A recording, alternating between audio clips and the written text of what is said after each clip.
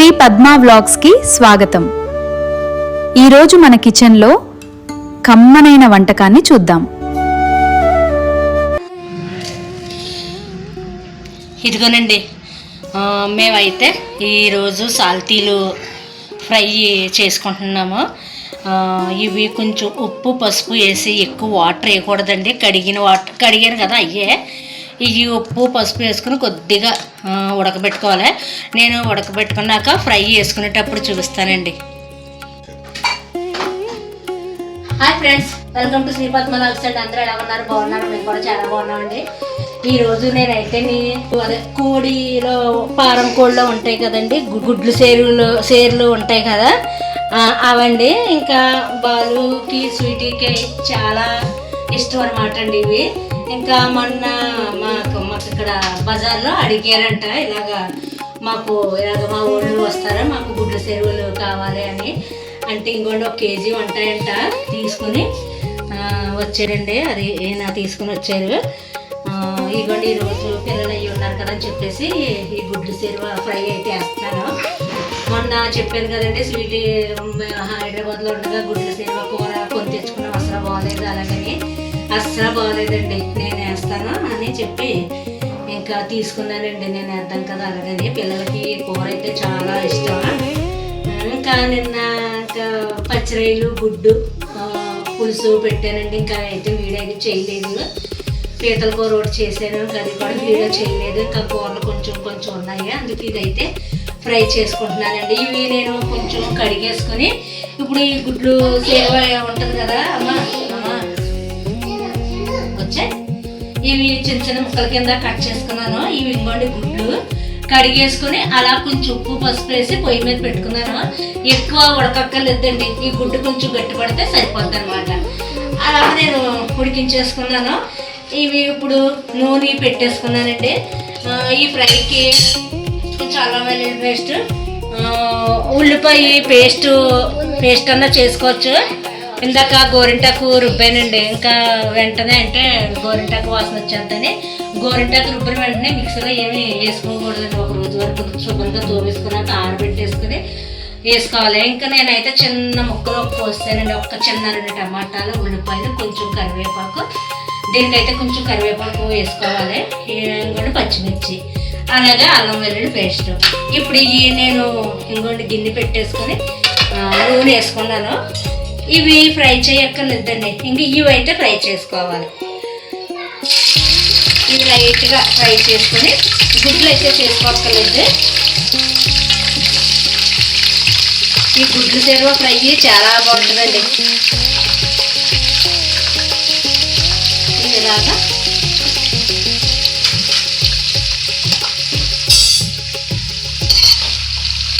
కొంచెం ఫ్రై చేసేసుకుంటున్నాను. ఇందులోనే కొద్దిగాను కరివేపాకు వేసేస్తాయండి. కరివేపాకు స్మెల్ వస్తుంది అనమాట. కరివేపాకు ఫ్లేవర్ దీనికి తగులుద్ది అనమాట. ఇవి కొంచెం ఫ్రై అయ్యాక నేను మళ్ళీ చూపిస్తానండి. చేస్తే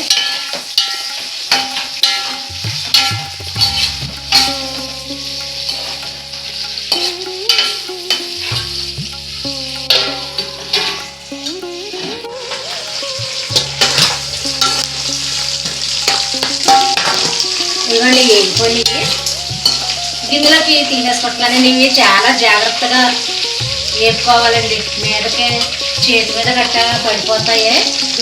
కొంచెం వేపేసేసి మామూలుగా గిన్నెలోకి తీసేసుకొని చాలా జాగ్రత్తగా వేపుకోవాలండి. మీదకి వచ్చేస్తాయి ఇవి పేలిపోయి.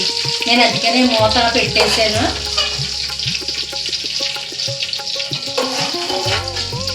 ఇవి ఇందులోకి తీసేసుకొని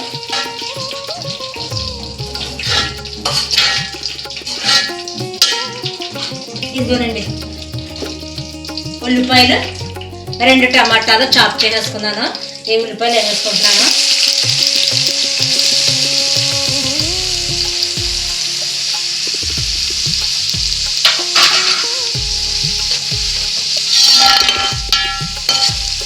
ఇవన్నీ బాగా ఫ్రై అయిపోవాలన్నమాట. ఫ్రై అయ్యాక మళ్ళీ చూపిస్తాను. కొద్దిగా సాల్ట్ వేసుకుంటున్నానండి. గమ్ముని ఫ్రై అయిపోతాయి. మూత పెట్టేసుకుంటున్నాను.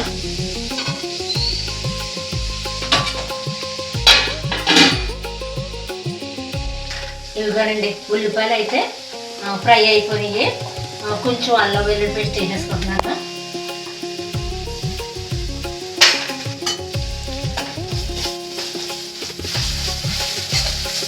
మళ్ళీ కొంచెం పచ్చివాసన పోయేదాకా వేయించుకుందాం.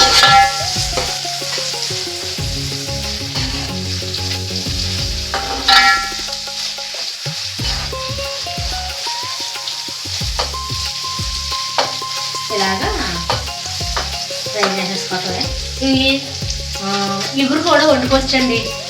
మామూలుగాను తక్కువ గుడ్లు ఏమైనా దొరికితే ఇలాగే గుడ్లు సేరు ఈ గుడ్లను ఇలా ఉంచేసి ఇవి చిన్న చిన్న ముక్కల కింద ఇలా కోసేసుకుని ఇంకా ఇగురు వండుకుంటే మట్టుకి ఉడకబెట్టుకోక్కర్లేదండి. డైరెక్ట్ మన ఉల్లిపాయ ముక్కలు పచ్చిమిర్చి అలాగా వేసుకుని అల్లం వెల్లుల్లి పేస్ట్ వేసి మామూలుగా ఇగురు పెట్టేసుకొని కొన్ని నీళ్ళు వేసేసుకోవటం అండి. అప్పుడు ఉడకబెట్టట్లేదు, నేను వేసేది ఫ్రై మోననే కొంచెం ఉడకబెట్టుకున్నాను అనమాట. ఎక్కువ కాదండి, గుడ్డు గట్టి పడేంత వరకు ఉడకబెట్టుకుంటే సరిపోద్ది.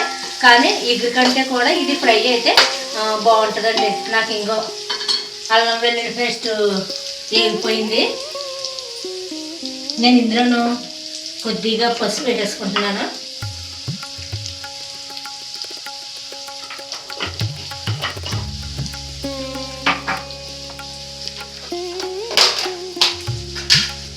కొద్దిగా కారం కూడా వేసేసుకుంటున్నానండి. ఇది పెద్ద కారం ఉండదు కాబట్టి నేను ఒక 3 స్పూన్లు అయితే వేసుకున్నాను.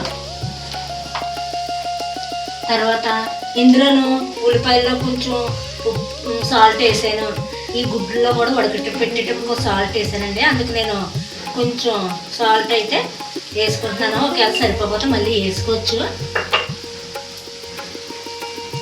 కొంచెం గసగసాల పేస్ట్ ఉందండి, మొన్న చేశాను కదా, దేనికోసం చేశాను. ఆ గసగసాల పేస్ట్ ఉంది. ఉప్పు, కారం, పసుపు, గసగసాల పేస్ట్ కొద్దిగా ఉంటే వేసుకున్నానండి. ఇంకోటి ధనియాల పౌడర్ వేసుకుంటున్నాను. ఒక 3 స్పూన్లు వేసుకున్నానండి.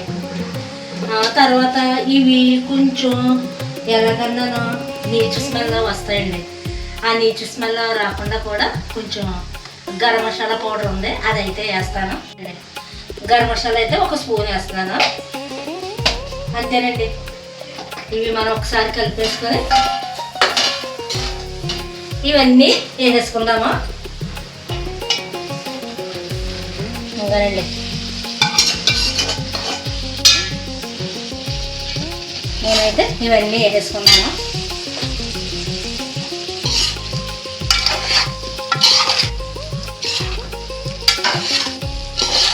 ఎక్కువ స్పీడ్గా కలిపేయకూడదు, గుడ్లు విడిపోతాయండి. ఇలా నెమ్మదిగా ఇలా కలుపుకొని నేను కొద్దిగా వాటర్ అయితే వేసుకుంటున్నానండి. ఇవన్నీ మసాలాలు అన్నీ గుడ్లకి పట్టడానికి కొంచెం వాటర్ వేసుకుంటున్నాను, సరిపోలేదు.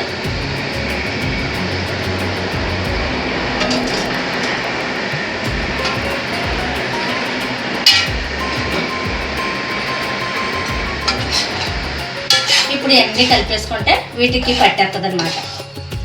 ఇలా నెమ్మదిగా ఇలా తిప్పుకోవాలన్నమాట. విడిపోకుండానండి ఇలాగా నెమ్మదిగా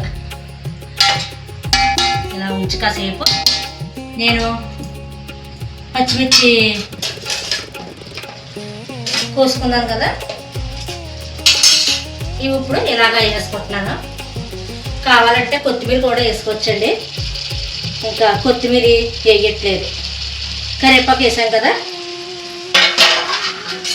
అంతేనండి. మళ్ళీ ఒక 5 నిమిషాలు మూత పెట్టుకుందాము, అప్పుడు మళ్ళీ చూపిస్తాను.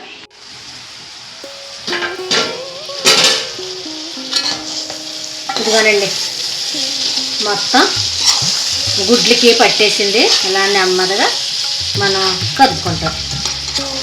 ఇంకాను ఎక్కువ జనం ఉంటేండి ఇంకా ఉల్లిపాయ ముక్కలు వేసుకోవచ్చు, ఎక్కువ జనం ఉంటేండి. ఇప్పుడు నాకు సాల్ట్ అయితే సరిపోయి లేదు చూసుకుంటానా. సరిపోయిందండి సాల్ట్. ఏమా ఓకే ఇదిగోనండి అయిపోయింది. నాకు అన్నీ సరిపోయినాయండి. మసాలాలు ఉప్పు కారం పసుపు అన్నీ సరిపోయినాయి. ఇదండి ఈరోజు నేను చేసుకున్న గుడ్లు సేరువ అయితేనే. ఇదిగోనండి ఇలాగొచ్చింది.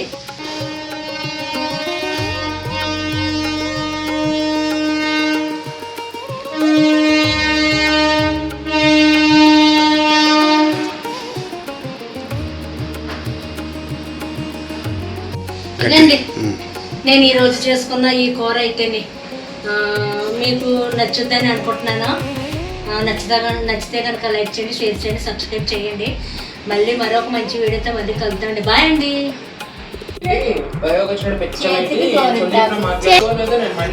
Okay sir.